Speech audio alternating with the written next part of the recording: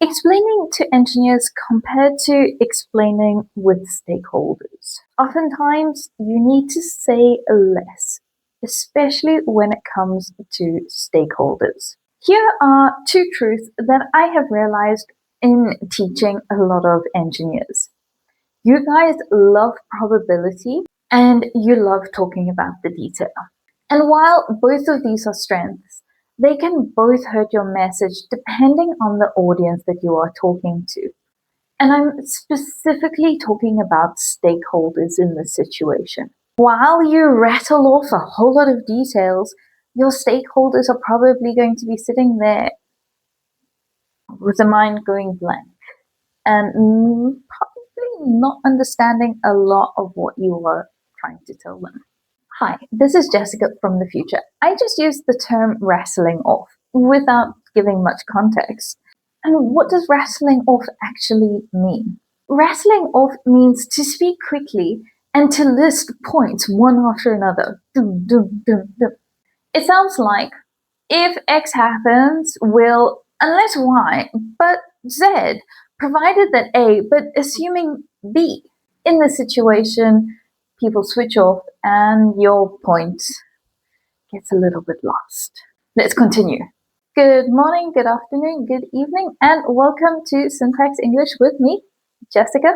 Today we have one main goal, and that is that you are able to explain and shape one idea for two groups.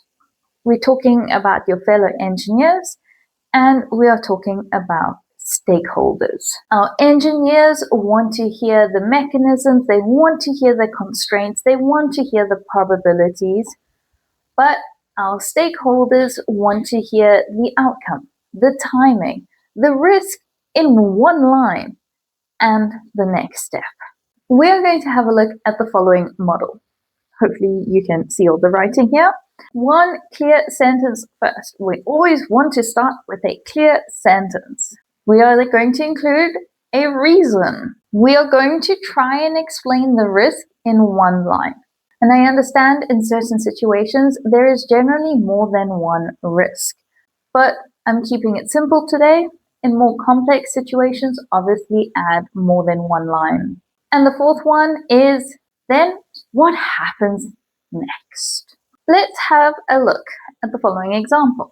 We're going to have the engineer version and then we're going to have the stakeholder version. And you can see the difference between the two and we can have a little bit of a chat about it.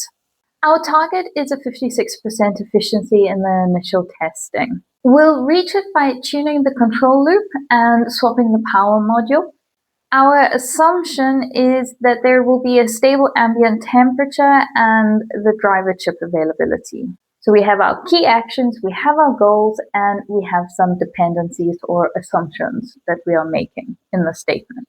However, when we are talking to stakeholders, they are probably not going to understand anything that I have just said unless they are technically orientated. Then it is a different story. However, a lot of stakeholders do not understand the technicalities of things. They just want it to work. So what we would say to them is, the project is on track to succeed. Our first checkpoint is a 56% efficiency this month. If that slips, I'll flag it and adjust the plan and let you know. Now, in both of these examples, we are giving an outlook on the project. We are explaining where it is going in the next month. There are risks involved. There are certain dependencies involved. The stakeholder might not need to know those risks, those dependencies at this point in time. You could probably include in the explanation that there have been some driver chip availability problems, and this could have an impact. But for the most part, if they want more information, they can then ask the questions. How do we talk about risks without going down the rabbit hole? I am very good at going down rabbit holes. Ask any of my students. I tend to like going down rabbit holes.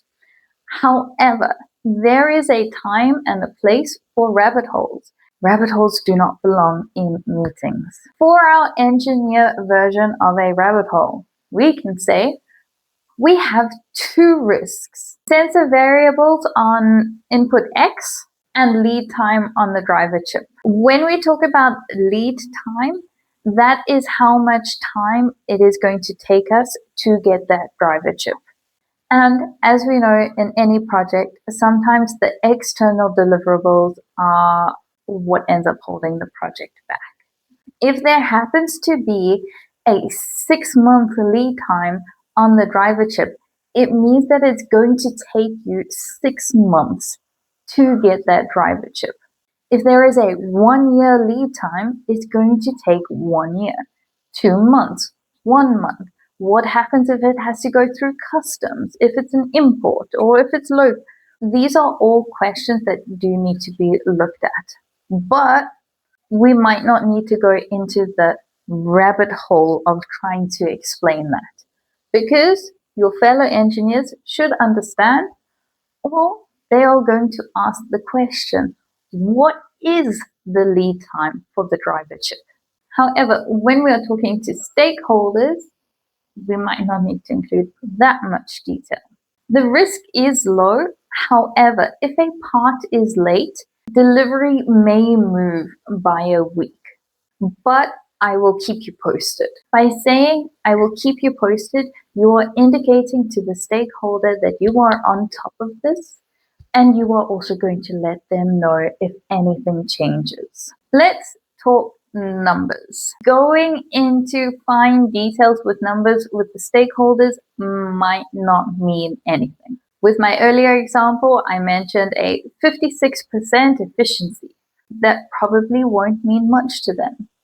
If I talk about milliseconds, it's very hard to comprehend what that means.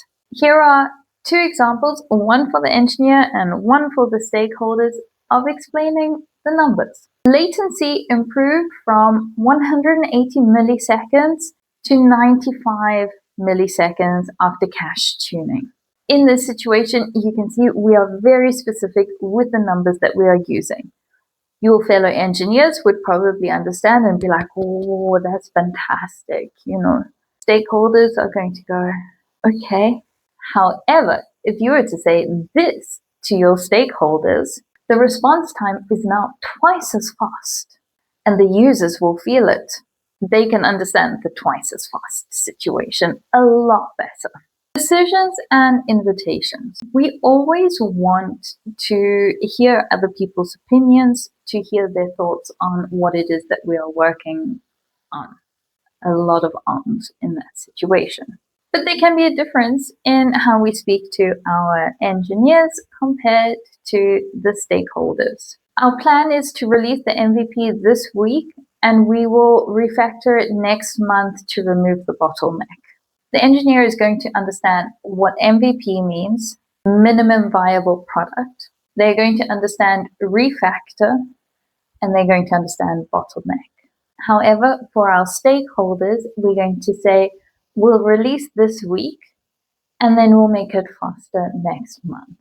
Does anyone have any questions? Now, I want you to imagine this situation. Your feature will ship on time unless the vendor is late. How are you going to tell that to your team, being a group of fellow engineers? And how are you going to tell that to your stakeholders? Let me know in the comments. And if you have a look in the comments, I have given the answer that I would give. But my answer isn't the only one that is correct. Let me know. And remember, headline, reason, risk, next step. And as always, if you like this, please like and subscribe. It obviously helps me a lot. And like the video too. On that, thank you so much, and